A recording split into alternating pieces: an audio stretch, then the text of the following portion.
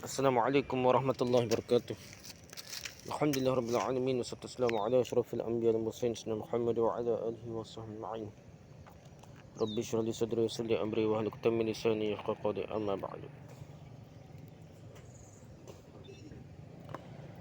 Kita sambung balik kitab kita ni, Fatwa Iman beriman kepada malaikat. Kita bincang sebelum ni ada orang tanya pasal orang tanya tentang cara beriman dengan malaikat dah. Jadi berapa perkara lah antara perbincangan sebelum ni, sifat-sifat dan ciri-ciri malaikat yang mesti kita percaya dan beriman. Yang seterusnya sifat atau ciri cara kita beriman ni kena percaya, kena yakin bahawa malaikat ni pantas, kepantasan malaikat. Kepantasan malaikat melebihi suara manusia. Kerana sebaik sahaja para sahabat bertanya suatu hukum, Jibril terus saja membawa jawapannya daripada Allah pada masa itu juga. Cepatlah. Sahabat tanya tu, Jibril rajak dah. Duk mana tahulah, tiba siapa dah. Cepat tangkas. Tugas malaikat pula. Sebahagian tugas malaikat telah pun dinyatakan sebelum ini. Antara tugas lain ialah tugas malaikat lain ialah yang pertama, menjaga manusia, sama ada ketika menetap di suatu tempat ataupun ketika musafir. Malaikat jaga lah. Ketika tidur pun malaikat jaga, dan dalam setiap gerak geri manusia ni malaikat jaga. Surah Ar-Ra'd ayat 10 hingga 11. Tu hujah dalil dia. Yang kedua, tugas malaikat yang lain pula menyoal penghuni kubur dalam alam barzakh, iaitu Munkar dan Nakir. Malaikat Munkar Nakir kata tu, malaikat yang tanya, yang soal penghuni kubur. Dalilnya rujuk Sunan At-Tirmizi nombor 1031, diklasifikasikan sebagai hasan oleh Syekh Al-Albani dalam Sahih Al-Jami' nombor 724. Hadis hasan lah. Yang ketiga, menjaga syurga. Tugas malaikat juga menjaga syurga. Firman Allah SWT, وَسِيقَ الَّذِينَ اتَّقَوْا رَبَّهُمْ إِلَى الْجَنَّةِ زُمَرًا حَتَّى إِذَا جَاءُوهَا وَفُتِحَتْ أَبْوَابُهَا وَقَالَ لَهُمْ خَزَنَتُهَا سَلَامٌ عَلَيْكُمْ طِبْتُمْ فَادْخُلُوهَا خَالِدِينَ. Maksudnya, orang-orang yang bertakwa kepada Tuhan mereka akan dibawa ke syurga secara berpasukan. Masuk bukan seorang-seorang, secara berpasukan. Sehingga apabila mereka sampai ke syurga, yang pintu-pintu syurga tu sedia terbuka. Dan penjaga-penjaganya malaikatlah mengalu-alukan mereka dengan kata-kata, Selam sejahteralah kepada kamu, berbahagialah kamu, silakanlah masuk ke dalam syurga ini dan kekal dalamnya, dalam syurga. Lalu mereka pun masuk. Surah Az-Zumar ayat 73. Itu malaikat jaga syurga. Faham tak?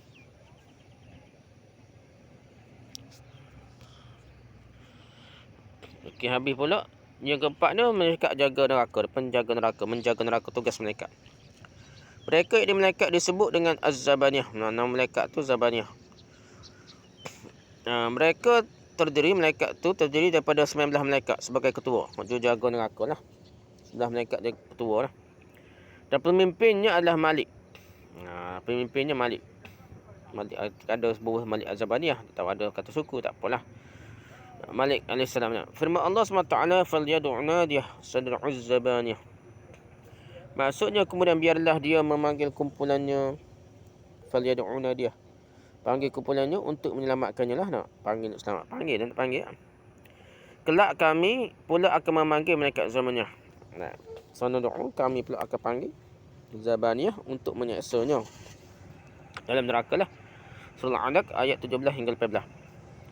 Yang kelima, tugas malaikat ialah menjaga air mani yang berada dalam rahim ibu. Tak jaga apakah gitu tak? Juta-juta apa? Tak kena jaga tu selamat.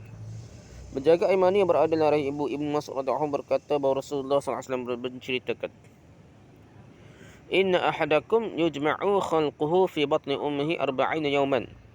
ثم يكون في ذلك علقة مثل ذلك ثم يكون في ذلك مضغة مثل ذلك ثم يرسل الملك فينفخ فيه الروح ويؤمر ب4 كلمات بكتب رزقه وأجله وعمله وشقي أو سعيد فوالذي لا إله غيره إن أحدكم لا يعمل بعمل أهل الجنة حتى ما يكون بينه وبينها إلا ذراعا فيسبق عليه الكتاب فيعمل بعمل أهل النار فيدخلها.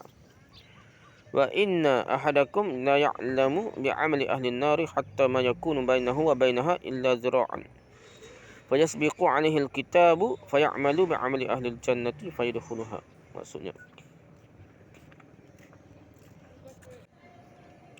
Maksudnya sungguhnya proses penciptaan salah seorang antara kamu dalam perut ibunya selama 40 hari.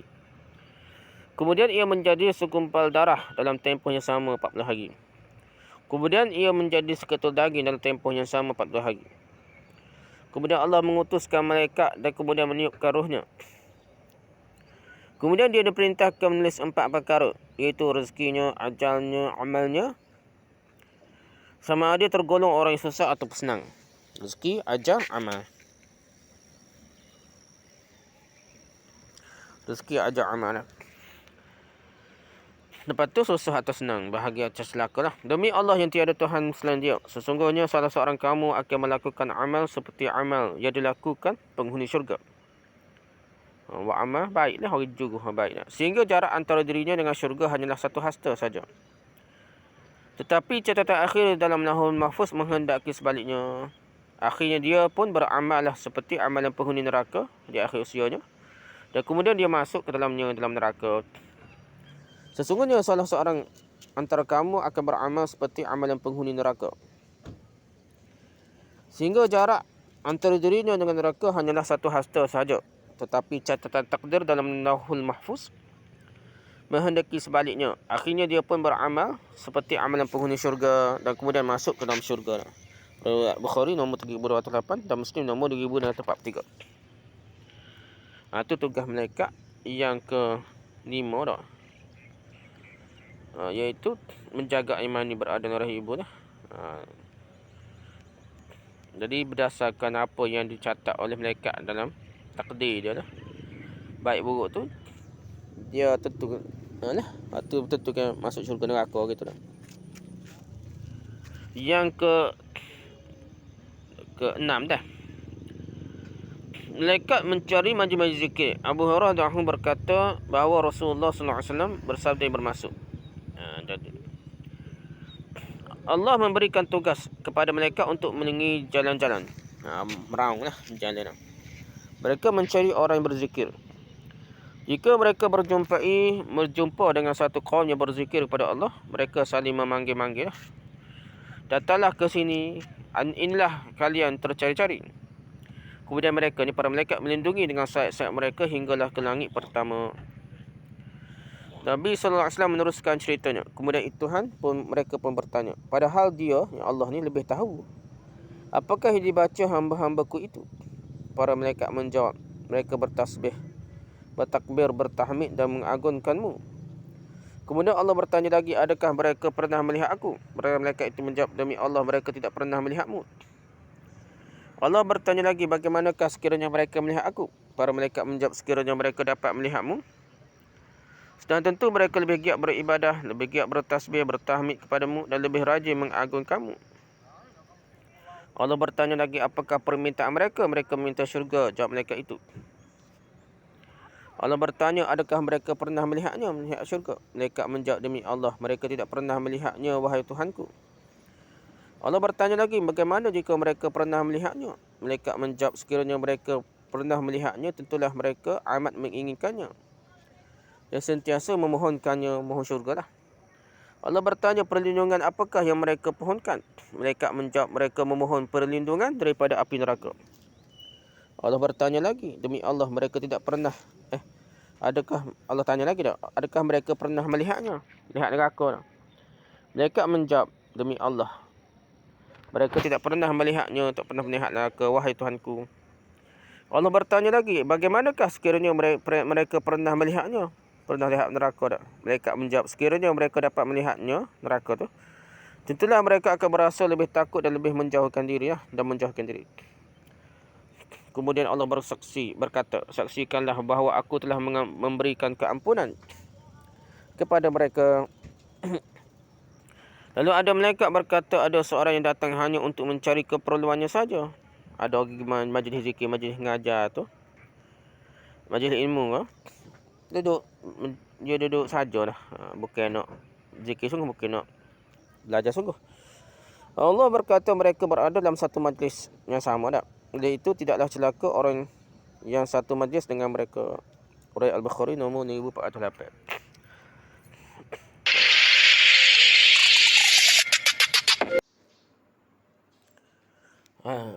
Kita sama pula. Ada yang tugaskan menjaga gunung. Jadi malaikat ni ada tugas dia jaga gunung. Aisyah radhiyallahu anha berkata bahawa beliau pernah bertanya, Aisyah tanya Nabi sallallahu alaihi wasallam, adakah engkau pernah mengalami hari yang lebih dahsyat daripada perang Uhud? Perang Uhud ni dahsyat ya. Ramai sahabat mati dah. Ramai sahabat syahid. Jadi dahsyat. Tapi ada lagi benda dahsyat dia. Nabi sallallahu alaihi wasallam menjawab, aku telah mengalami pelbagai cubaan daripada kaum Quraisy lah. Yang paling dahsyat ialah ketika di Aqabah. Di Aqabah ni. Ketika itu aku menyeru Ibnu Abdul Yalil bin Abdul Kulal untuk memeluk Islam, tetapi dia menolak seruanku. Ibnu Abdul Yalil dan Ibnu bin Abdul Kulal. Ibnu Abdul Yalil bin Abdul Kulal dia tolak dia. Akhirnya akunya Nabi lah meninggalkannya dalam keadaan sedih yang amat sangat. Sehingga lekanlah aku tidak sedar melainkan ketika berada di daerah Qarun Sa'alib.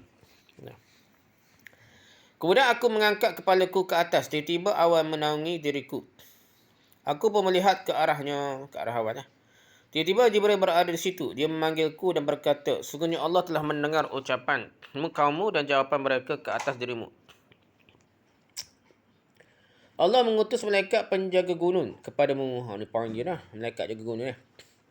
Allah utus malaikat penjaga gunung kepadamu agar engkau memintanya melakukan apa yang engkau inginkan terhadap kaummu itu.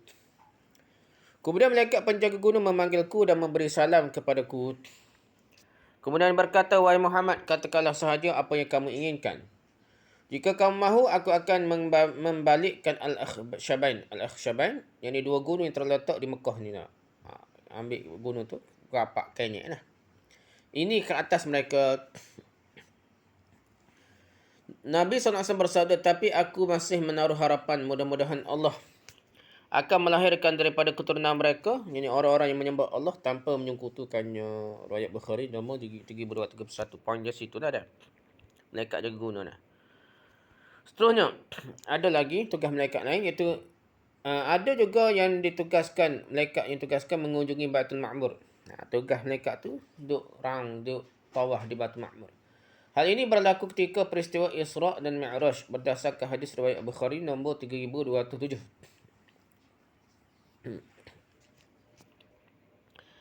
Yang seterusnya, terdapat malaikat yang senantiasa berdiri dalam saf tanpa rasa penat dan malaikat yang sentiasa rokok dan sujud. Ini ada juga malaikat yang tugas gitu ya. Diri dalam saf sama, tak berhenti. Sujud sama, tak berhenti. Rokok sama, tak berhenti dah. Abu Dzar radhiyallahu berkata bahawa Rasulullah sallallahu alaihi wasallam bersabda, inni ara ma la tarawna wa asma'u ma la tasma'una. Attatis sama'u wa huqqa laha an ta'itta ma fiha. Mawdi'u arba'i asabi' illa wa malakun wadi'un jabhatahu sajidan lillah. Wallahi law ta'lamuna ma a'lamu la dhahiktum qalilan wa la bakaytum kathiran. Fama talazzaztum bin nisa'i 'ala al-furushi wa la kharajtum ila su'udati taj'aruna ila Allah. Maksudnya sungguhnya aku dapat melihat sesuatu yang tidak dapat kamu lihat. Nabi ayat gitu lah tak? Aku dapat mendengar sesuatu yang tidak dapat kamu dengari. Langit bergegar dan ia memang berhak berbuat demikian. Langit bergegar. Kerana tiada suatu tempat pun untuk meletakkan 4 jari tangan, melainkan ada malaikat yang meletakkan dahinya dan bersujud kepada Allah. Rapak. Malaikat langit nampak kosong, sebenarnya penuh malaikat. Demi Allah, sekiranya kamu mengetahui apa yang aku ketahui, tentulah kamu tidak akan banyak ketawa dan hanya banyak menangis. Kamu pasti tidak akan merasa nikmat menggauli isteri di atas katil dan tentulah kamu akan keluar ke jalan-jalan dalam keadaan merendahkan diri kepada Allah. Ni kalau lupa malaikat apa Nabi dah. Riwayat Tirmizi nombor 2312, fatwa Syekh Muhammad bin Shalih Al-Munajjid. Habis itu.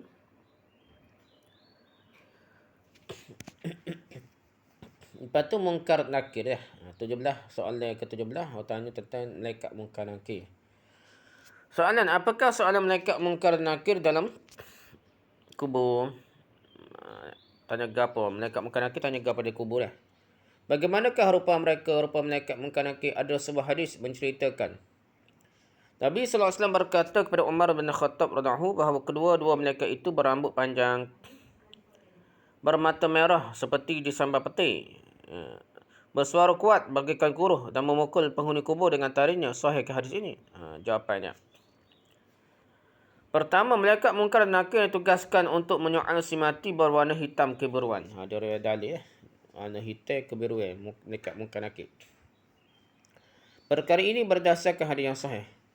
Abu Hurairah radhiyallahu berkata bahawa Rasulullah SAW bersabda, "Idza qubira al-mayyitu aw qala ahadukum atahu malakani aswadani arzaqani yuqali li ahadihima al-munkaru wal akhir an-nakiru fayaqulani ma kunta taqulu fi hadha ar-rajuli fayaqulu ma kana yaqulu huwa Abdullah wa rasuluhu ashhadu an la ilaha illallah wa anna Muhammadan abduhu wa rasuluhu." فيقولني قد كنا نعلم أنك تقول هذا ثم يفصح له في قبره 70 ذراعا في 70 ثم ينور له فيه ثم يقال له نعم فيقول أرجعوا إلى أهلي فأخبرهم فيقولان نعم كنومه العروس الذي لا يوقظه إلا أحب أهله إليه حتى يبعثه الله من مضجعه ذلك. وإن كان منافقا قال سمعت الناس يقولون فقلت مثله لا أدري فيقولان قد كنا نعلم أنك تقول ذلك فيقال للأرض التئمي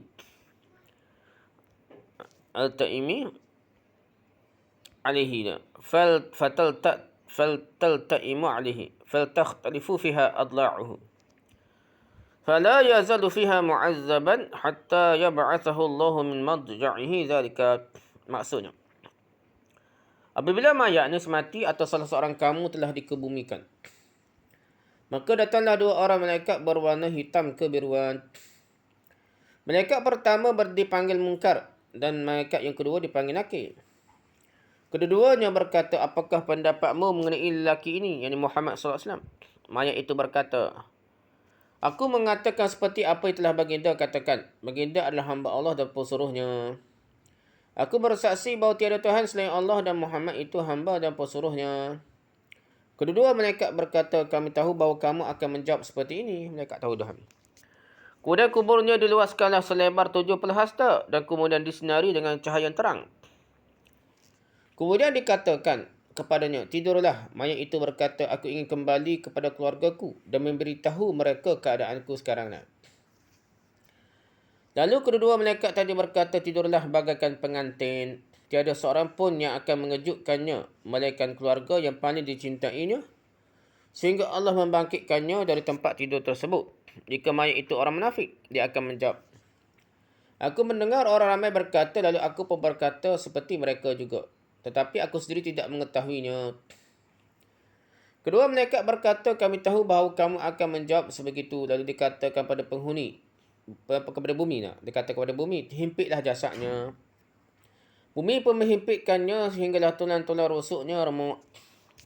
Dia sentiasa diseksa dalam kubur sehinggalah Allah membangkitkannya di hari tempat pembaringannya itu.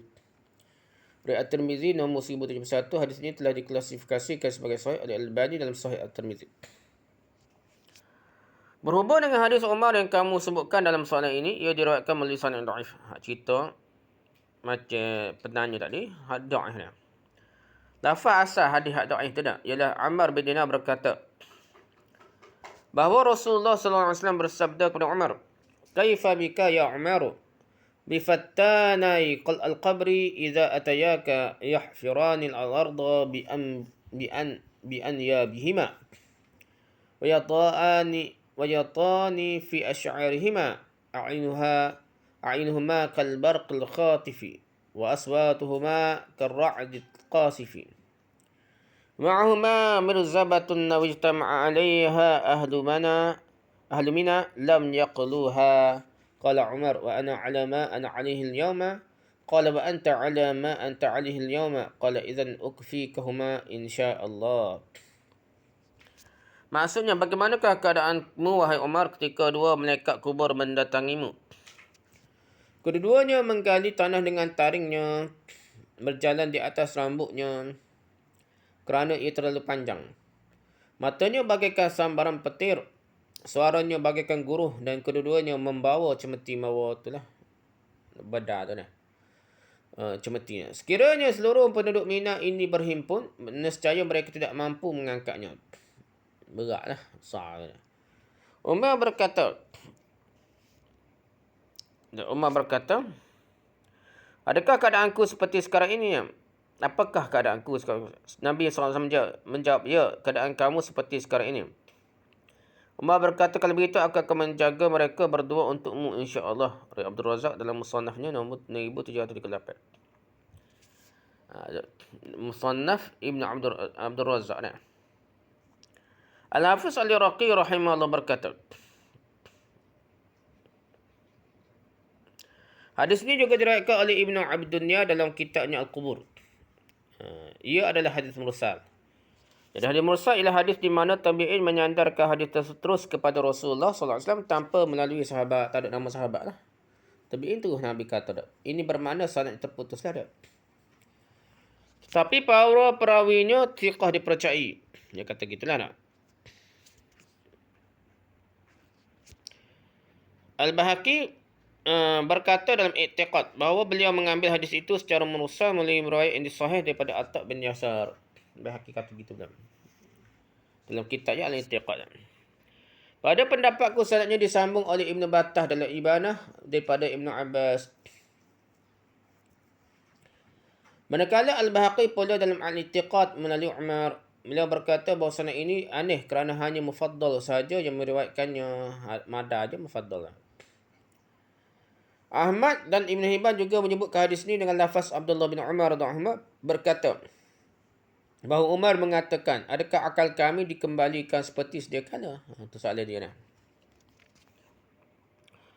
Rasulullah SAW bersabda, ya, seperti keadaan kamu sekarang ini. Boleh mikir, kata. Umar menjawab, kalau begitu aku akan membalingkan batu ke dalam mulutnya. Kalau boleh. Takhir ijab jilid 4 muka surat 23. Lawai lah maksudnya.